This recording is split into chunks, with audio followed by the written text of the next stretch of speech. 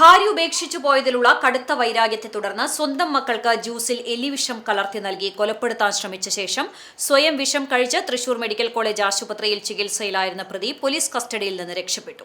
പെരുമ്പിലാവ് ആനക്കല്ലിൽ താമസിക്കുന്ന തമിഴ്നാട് സ്വദേശിയും കടവല്ലൂർ ആനക്കല്ല് സ്കൂൾമേട് വീട്ടിൽ താമസക്കാരനുമായ 29 വയസ്സുള്ള മുത്തുവാണ് ഇന്ന് ഉച്ചയ്ക്ക് 3 മണിയോടെ പോലീസിനെ വെട്ടിച്ച് കടന്നുകളഞ്ഞത്.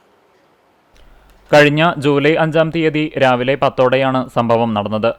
പ്രതിയായ മുത്തുവിന്റെ ഭാര്യ ഇയാളെ ഉപേക്ഷിച്ചു പോയിരുന്നു. ഇതിലുള്ള കടുത്ത വൈരാഗ്യം മൂലമാണ് തന്റെ സംരക്ഷണയിലായിരുന്ന മക്കളായ 7 വയസ്സുകാരൻ റിദിൻ, 6 വയസ്സുകാരി ഋതിക എന്നിവരെ കൊലപ്പെടുത്തണമെന്ന ഉദ്ദേശത്തോടുകൂടി പ്രതി ഈ ക്രൂരതയ്ക്ക് മുതിർന്നത്.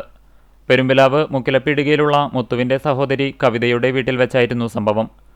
കുട്ടികൾക്ക് കുടിക്കാൻ നൽകിയ ജ്യൂസിൽ ഇയാൾ എലിവിഷം കലർത്തി നൽകുകയായിരുന്നു. മക്കൾ ഇത് കുടിച്ചതിനു പിന്നാലെ മുത്തുവും ഇതേ വിഷം കഴിച്ച് ജീവനൊടുക്കാൻ തുനിഞ്ഞു. തുടർന്ന് കുട്ടികളും പ്രതിയും അവശനിലയിലായതോടെയാണ് ഇവരെ ഉടൻ തന്നെ തൃശൂർ മെഡിക്കൽ കോളേജ് ആശുപത്രിയിൽ പ്രവേശിപ്പിച്ചത്.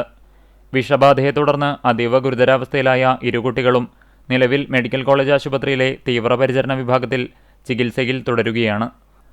സംഭവത്തെ തുടർന്ന് Kunnamkulam police station inspector Saneesh SR ആശുപത്രിയിലെത്തി പരാതിക്കാരിയുടെ മൊഴി രേഖപ്പെടുത്തിയിരുന്നു.